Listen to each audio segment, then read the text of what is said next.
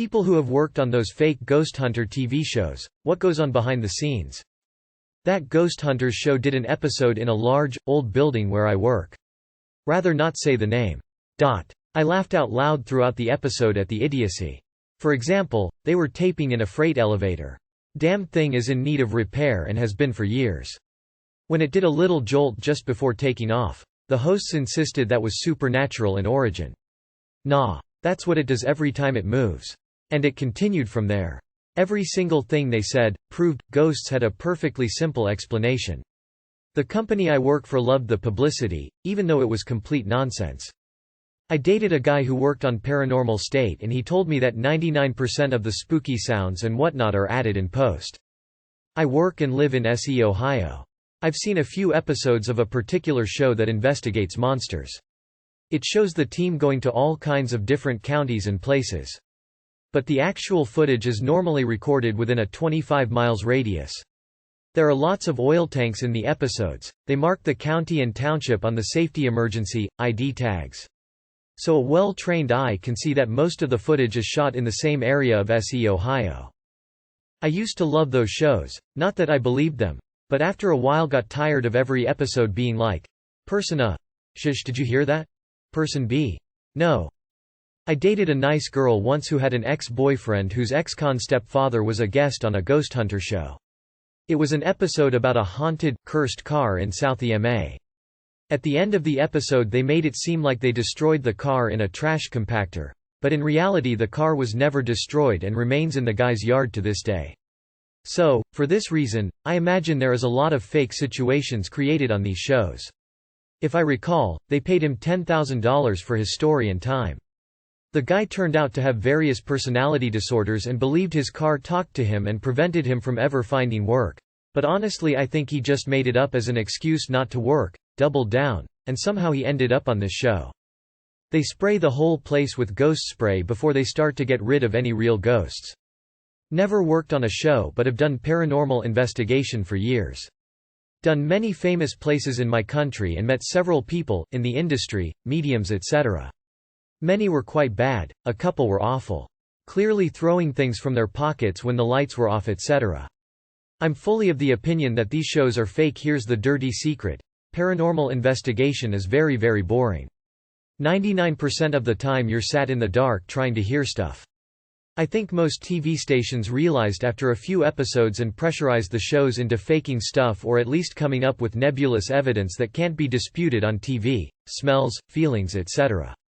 Doing more psychological experiments at sites is a lot more interesting. Throwaway because I'm still in the field if not with this particular show and I don't want trouble. I worked for a show in the Discovery family of networks. It wasn't a ghost or supernatural show but the host had previously had one such show. He didn't believe a fucking word of it then, and didn't when I worked for him, despite part of the gist of the show being that he believed in this stuff and was going to prove it. Not much value to add here, but don't think these people believe what they're selling you. Most of them are also massive assholes and borderline creeps, too. There's a reason I left. I hear I've been replaced with a much younger woman. Don't know if that means what I'm inferring but it wouldn't surprise me.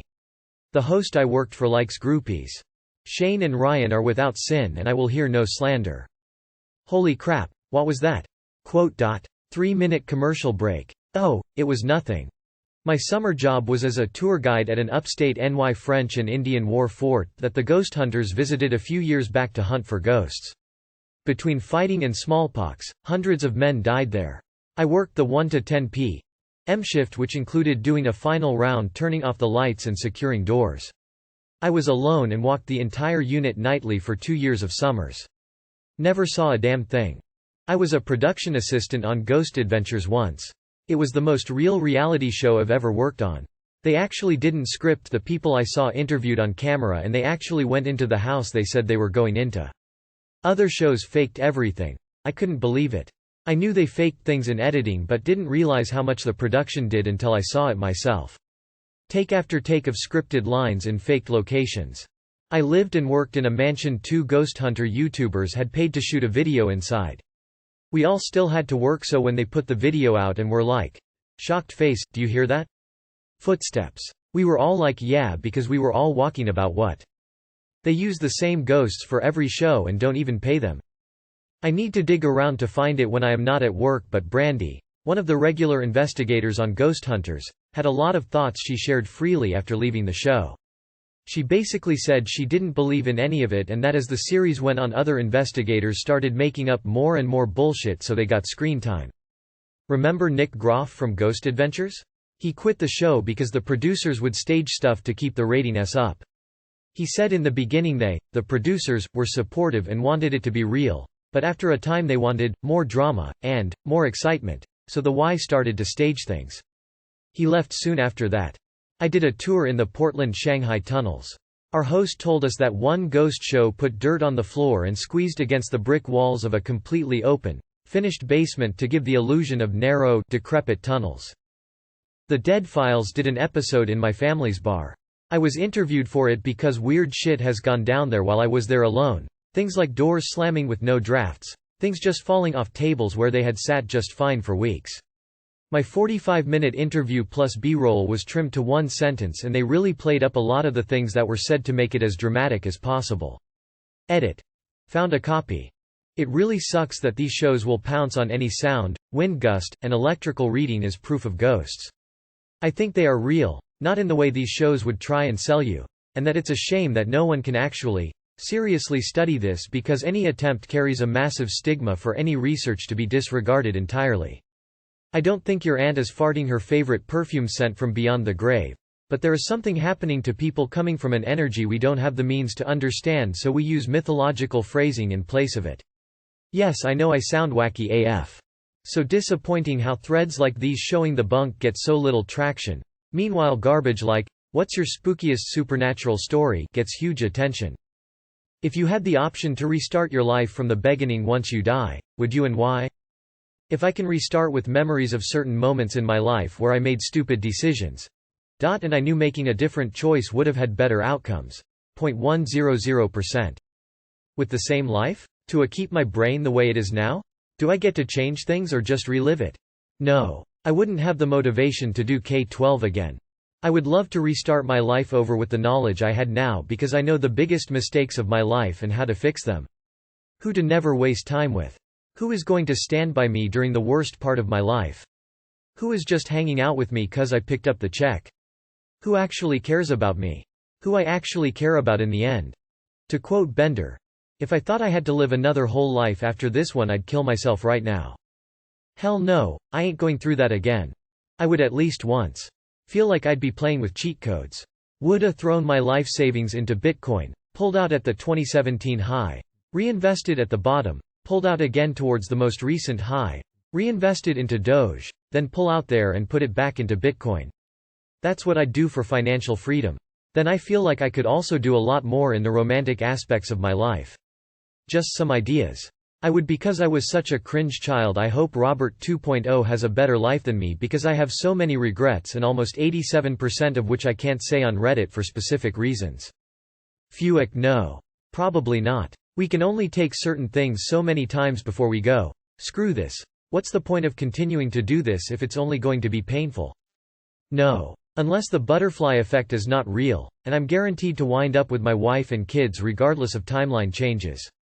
My childhood sucked. Make no mistake. But my family now is worth all that pain, easily. I've seen your reply to other asking about details of your question, so here's what I would do. Yes.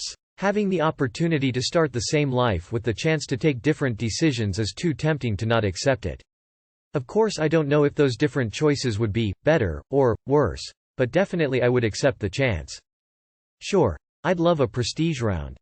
Is this like a new Game Plus mode where I get to retain everything I learned from my first life, but life is also harder than before?